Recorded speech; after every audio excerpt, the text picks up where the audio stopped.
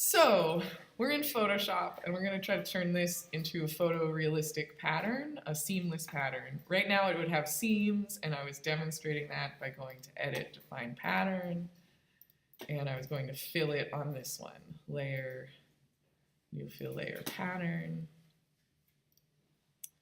and we can make it so it would just be tiley squares, right?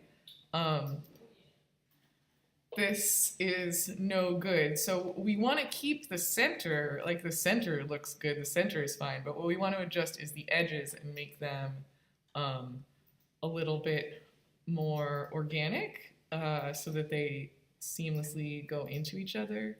And actually noticing on this that there's kind of like a darker spot right here, I might try to brighten that up first before we do anything. So let me grab the dodge tool, makes things lighter. Burn tool makes things darker. So I'm going to grab the dodge tool, make it kind of big.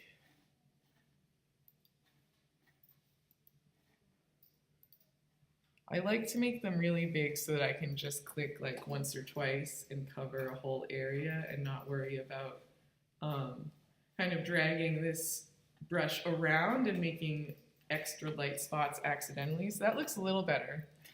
Now what we want to do is address how the edges interact with each other. So to do that, I'm going to go to Filter, Other, Offset. But actually first I'm going to make a note of what size it is in pixels. And it's a square, 2976.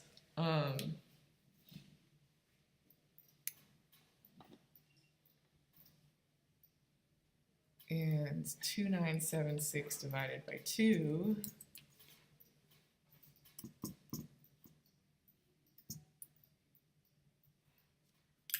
1488. And that's important because we're going to offset this by that half number. So Filter, Other, Offset, and in both of these, because it's a square, I am going to filter it 1488. So now we can see these seams, and we can adjust whatever we like in the center. The one thing I don't want to do here is touch the sides, touch the edges at all. If I need to adjust like this intersection point, I can Filter, Other, Offset later,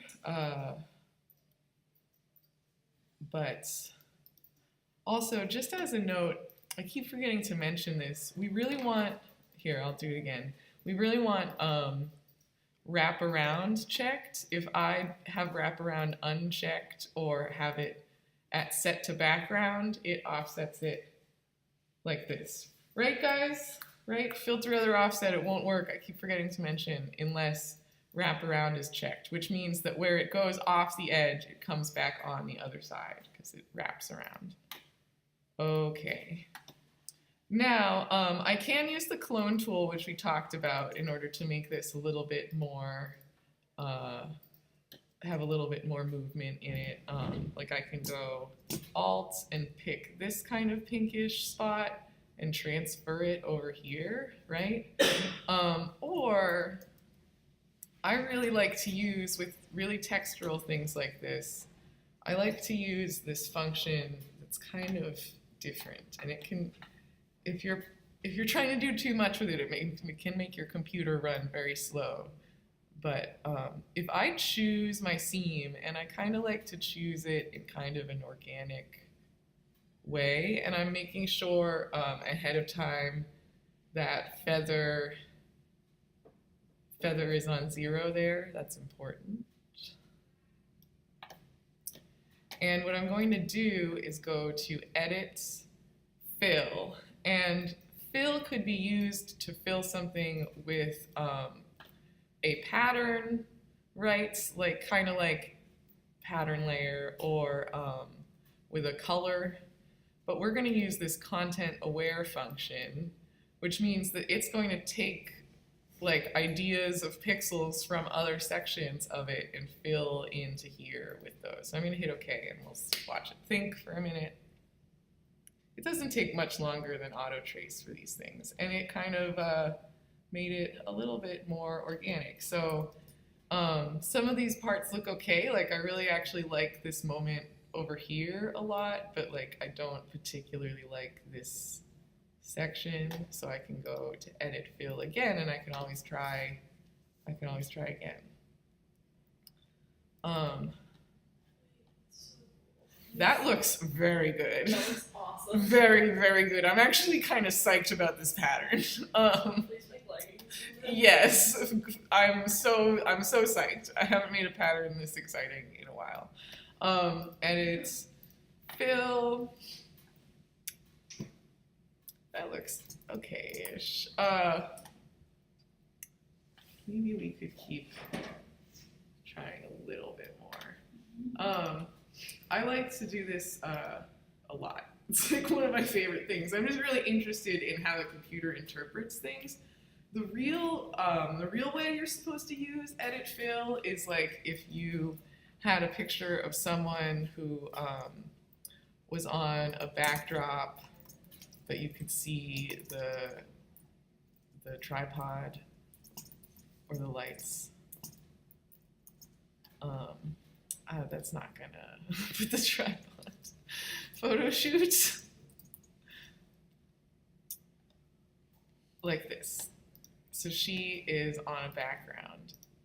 My right click isn't set up. Command click? Control click? There we go. So if I go to File New, I'm just gonna do this very quick. This is so if I selected everything, first off, let me try cropping him out actually. And I'll get it as close to as I can to her. But maybe I can't quite get this piece out of the shot for whatever reason. Maybe I really want there to be extra space up there for text or whatever.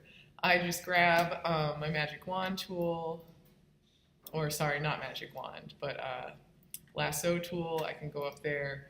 I can go to edit fill, and it gets rid of the backdrop. That's like the most used function for edit fill, but I love what it does with textures. So I'm just very interested in how it interprets these things.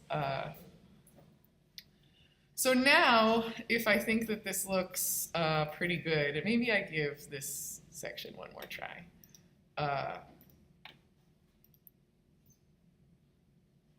Okay. We can either filter other offset again or something else, but now this should be fairly seamless. There might still be like one point at the very edge where I didn't quite make the seamless quite right. Like it looked like this, right? And we can kind of see if I zoom in here, it's probably going to be, it might be small enough that it wouldn't be that big a deal, but this is like the original seam. And actually, so is this.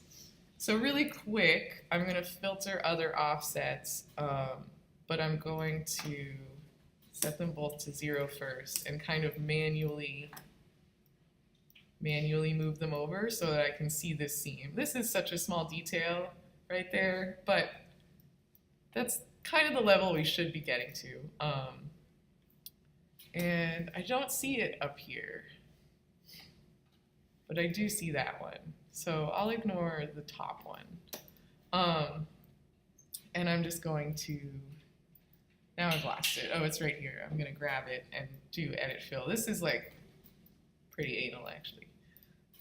But that is how you could get to those seams, which you shouldn't really touch while they're on the edge because it would affect one side and not the other, and then it wouldn't be a seamless repeat anymore, right? Like if I took this is an obvious thing, but if I went like this and added in my background is actually locked. if I added in something on this side, it's clapped, doesn't like it. Oh well. It wouldn't be seamless anymore though, over there. I don't know why it didn't want to draw. Oh well.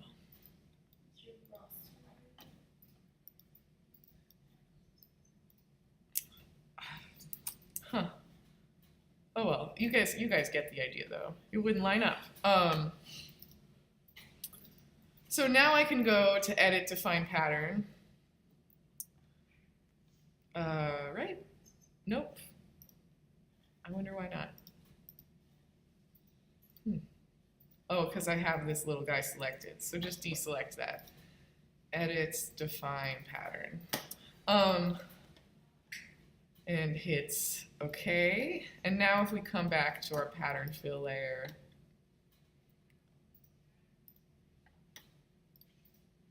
and we scale it down, we can see it's fairly seamless. I would probably still work with this, honestly. Looking at this, the pink is too central, and I might work with it to like bring the sides over, or maybe brighten up some of this pink so that it was more, there was more movement between it. But I think you guys kind of get the idea. Does that make sense? Yeah, like this seam isn't really that great.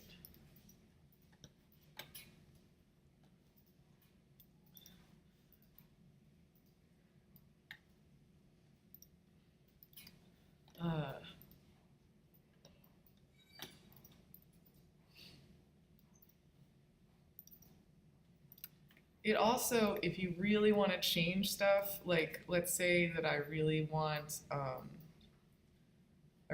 the orange to like come more over and up into this space, I can try hitting delete first, and then I like to select a little bit more around the delete. So this will kind of remove it thinking about those interior pixels that I really didn't like or whatever, and see what it does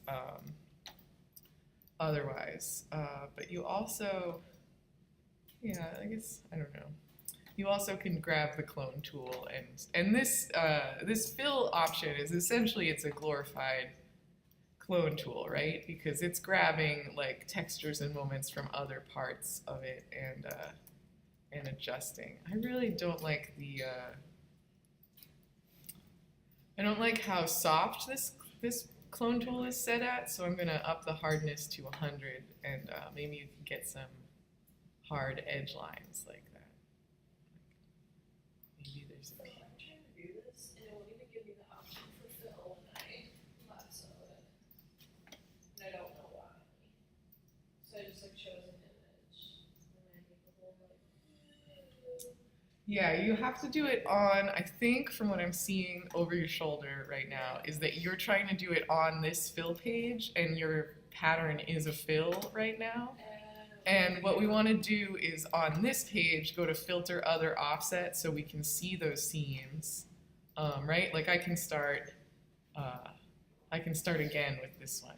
Oh, let me open it up new. Get out of here. I was gonna do it straight again, all over again. So I'm sorry, file new or file open.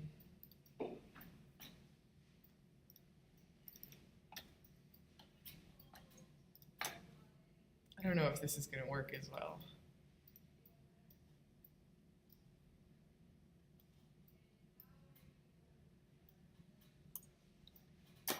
So we have kind of our central image, and then we go, first I like to go to image canvas size and check out how many pixels it is. You gotta change it to pixels, 1526 and 1333. But actually, even without this, if you just go to filter other offset, you can kind of slide it into center, the seam. And that's kind of a cheating, like kind of a fast way to do it without doing the math. But if you want to be very precise, you can figure out what the real numbers are. So that's 763. So I was close. And 1333. 666. And you want wraparound checked, that's important. Now, on this page, even though my background is still locked, but if it were unlocked and just a regular layer, it would work too. You can go to Edit Fill. You gotta select something and then Edit Fill. And you don't wanna select the edges. You wanna leave, kind of get as close up to the edges as you can, but don't touch them.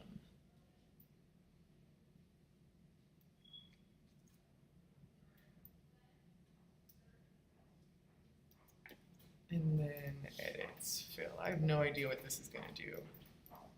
I just wanted to use my own photographs today and not something from the internet. Kind of interesting. It's, I think it would be like I think it'll be pretty obvious if we go to edit, define pattern. Like, I would probably work with it more, but that is interesting. Yeah, let's do it. Layer. Oh, that's pretty big, actually. Here, let's make it smaller. It's not that bad. It's kind of interesting. I mean, it's stripey, but it was kind of a dark light photograph. So that is that. Filter, other, offset, and fill. So you could always do this with a more standard pattern. Like if you had opened up, if you had made all sorts of motifs, you could then go to filter, other, offset, and fill it in with like extra motifs that fit into that space. I don't know if I can do it real quick. I'll make a new one.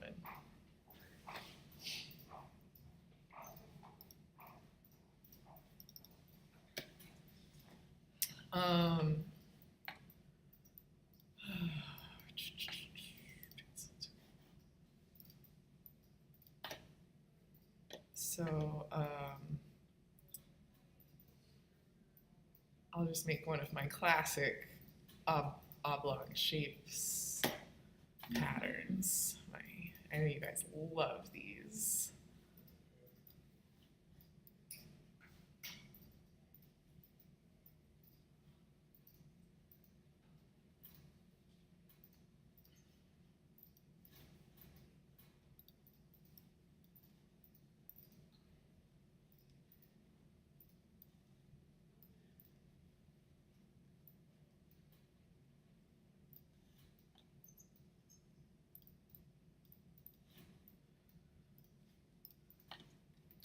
Did it kind of work, Jen? That's cool. I mean, it does still take some playing with. So if I really like how these guys are laid out, I should probably actually like copy and paste them or make a new folder so that I have these preserved if I'm going to be using them to kind of fill into. So if I copy them and go to File, New,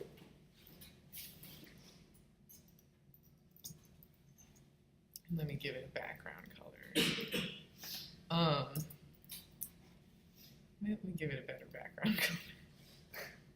All right, if I go to Filter, Other, Offset now,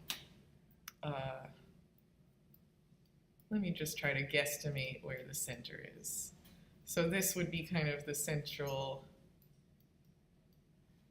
seam of this guy.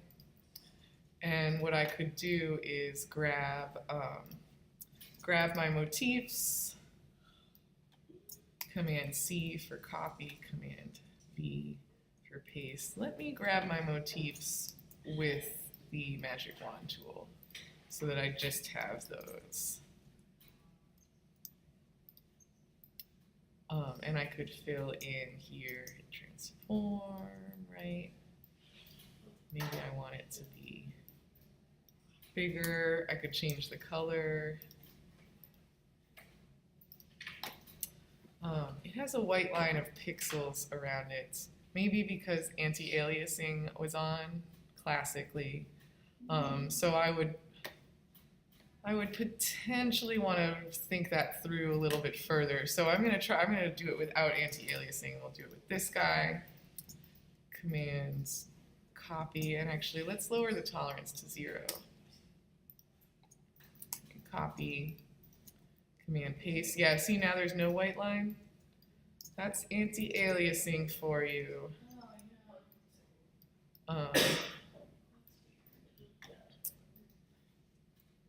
But we can fill these shapes in, and maybe these shapes are flowers or words or better images than these. And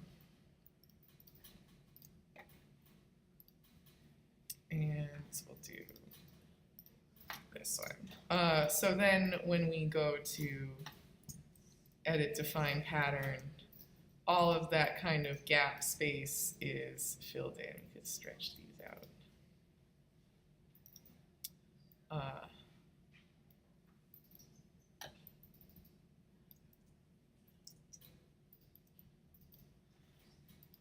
As long as I don't put anything touching the edge for these motifs, it will be seamless when we work or when we define it.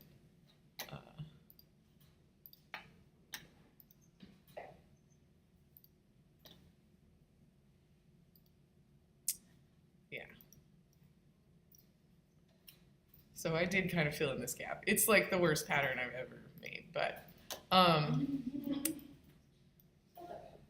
not compared to some of those other ones you made in this class, Kelsey. No, it's just a demo. So that's Photoshop patterns. I definitely resort to Photoshop for doing photorealistic patterns. What would we do, though, if we wanted to make color swatches for this pattern? You guys are required to have color swatches. And this color palette is nice, but you've got 1,000 colors in there or whatever. So my favorite way to do it for photorealistic images is to grab a square, and if you're using the rectangular marquee tool, you can obviously just click and drag, but you can also, let's go back to the first page. You can also change it to fixed size and type in 1 inch by 1 inch. And now when I click, it makes a 1 inch by 1 inch square, which is extremely small. This is quite a large photograph, actually. Let me make it bigger than that. You can also hold shifts on normal and come up with a square. So I'm going to grab a square from the pink section and do Command C. And then I'm going to make a new file. And this will be my color swatch file. So I'm going to start off with an artboard, just a regular letter, but I'm probably going to end up cropping it to be like thin and narrow. So we can include kind of like little cropped photographs of the texture for our color swatches in this assignment, or in this particular case. And I have this, it's the right size right now. If I am on the rectangular marquee tool and I click and drag on this, it'll stay the same size, and I can move it to a different part of the picture. Maybe I really like over here, and I can do Command C and then come over here and do Command V. And if you have Snap to on, you'll be able to like line it up really nice. Back to the rectangular marquee tool, and I can slide it over to an orange section. Command C, and Command V. Yeah, so those could be some very nice color swatches for that particular pattern. It's an option anyway. Let me crop it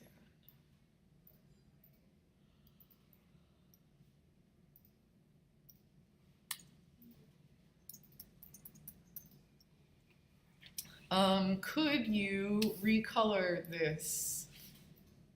Is a good question. I hear you asking yourselves.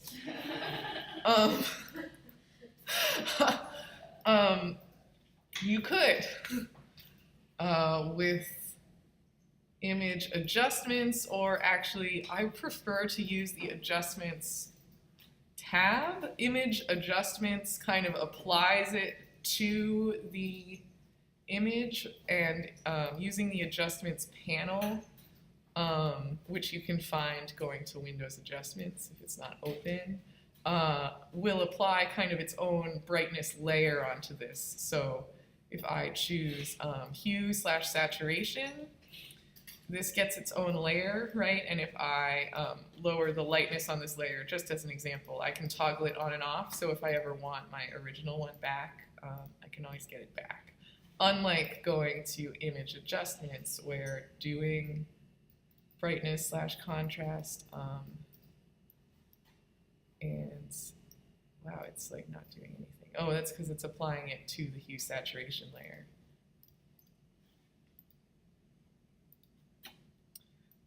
Doing this and then hitting OK, it would just be applied there permanently. So let me just trash that layer. But on the hue saturation layer, and we can always get back to it by double clicking on it, although it seems to just come up when I click on it here. Let me turn it back on and turn this to 0. In hue, we can adjust, and it keeps all of the color properties or the color ratios the same, right?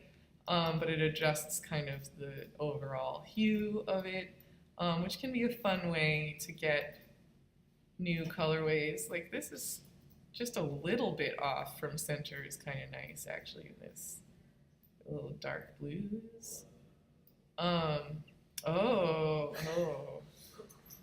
Yeah, so that would be an option. Let me see, I'm going to delete that layer, and in adjustments we can also go to levels, and here we can adjust the levels of specific colors. Like I can take out all of the green, or maybe I'm adding more green and that's removing the green. And I can adjust where the center is on these.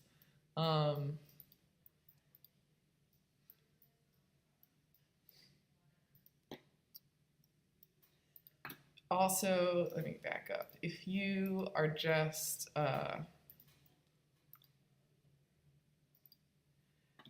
if you're just trying to lighten something up, but keep a lot of the texture or a lot of like the contrast in between the layers, Rgb Levels is a good way to do that. And I generally just slide this rightmost marker down a little bit, and it will kind of brighten it up but keep the overall saturation the same. And you can also adjust the center here. So those are options. Then, of course, there's color balance, where we could balance more specifically the overall amount of some of these colors. We want it less pink. And then besides using these adjustments, which you can have days of fun with, right? We can use just regular old filters, Instagram style. But we can also select with the magic wand tool, we could try upping the tolerance. This being such a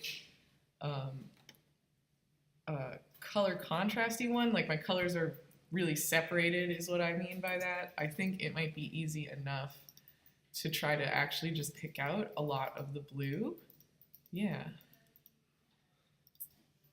And then once we feel like we have a good amount of it, and I'm just holding shift and clicking around so I can get more and more of it, we could grab the brush tool or the pencil tool. And if I change my mode to multiply, just like in multiply or, you know, overlay or something, just like in Illustrator, it's the same settings. We can color over these. If I'm on the right layer, we can. Multiply is no good, or it's too dark. Yeah, so some of that texture is still coming through. So in this way, we could change the color drastically. Overlays may be a little better.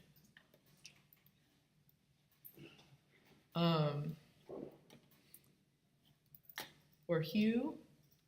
Sorry, I like playing with these. Hue, maybe? Yeah, hue's good here. Ooh. So in this way, we could choose very specific colors. We don't have to go by changing the ratio altogether. You know, like in the rest of the ones I showed you, it was changing the colors of the whole image. And in this one, we are we're changing specific colors. And I don't have to go by the whole image. So that looks okay. I might have to clean it up a little more still. So that's just the magic wand tool, and I'm holding shift and selecting all kind of the different hues of these pinks, or whatever colors. And then I'm using the brush tool on hue, but you could also alternatively make a new layer and use the fill tool and change this to hue, right? And then fill will fill the whole layer, although it did not work. So I'll change this to normal. There's all sorts of ways you can change the opacity settings, like I can change this layer now to hue. Just another option.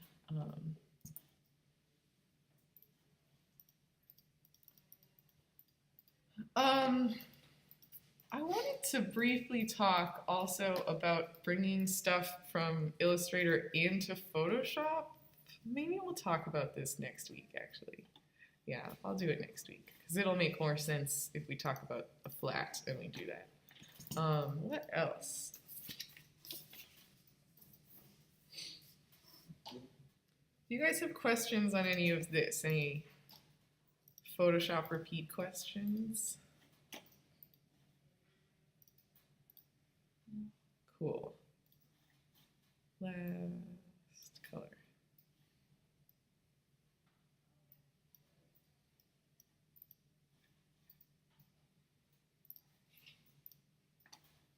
That looks terrible.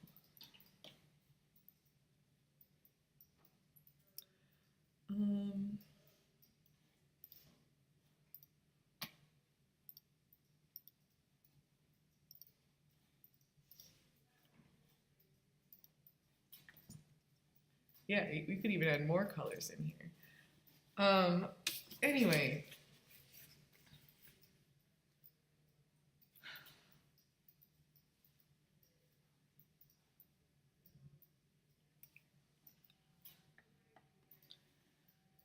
Your color palettes should be included on your prints.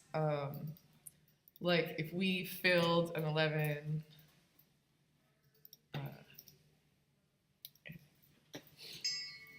oops, no, sorry. Edit, define pattern. layer, new fill layer. Let's say this is our 11 by 14, is that right? Page, is that what we're required to print on? Yeah. And we want to include our color palette on here. I would probably print it on the same page. That's my favorite way of doing things. So I would make a new layer and fill this little bottom section with white. And then I would bring my color swatches in there. So maybe I'm making a color swatch like these. Yeah, these are going to be too big. Also, this is not compressed, so it's not working correctly. You can always merge the layers into one layer, and then it will copy all the pixels.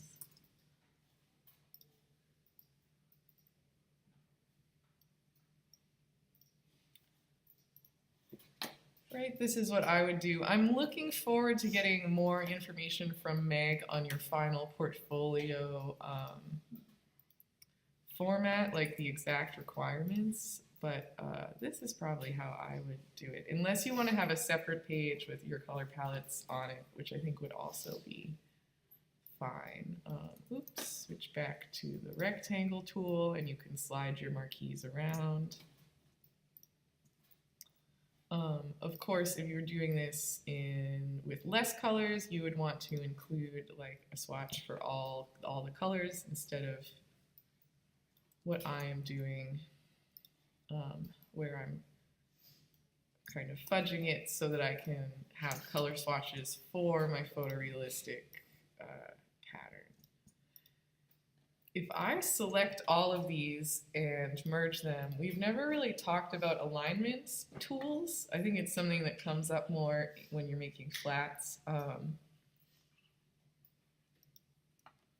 But with them all on one page, I can come up here with this layer selected, and I'm on my move tool, and I can choose this little guy, I think. Oh, it doesn't like it. Maybe I have to do that. Oh, so I had to select it with the marquee tool first. But then I can choose this little center button, and it aligns them center. So these little symbols mean how things are aligned or distributed. This is alignment, and this is distribution. I think you could probably figure it out if you played with those enough. So,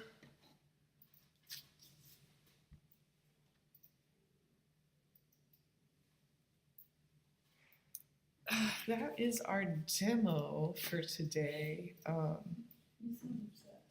I'm so sad it's over. I'm gonna miss doing this demo.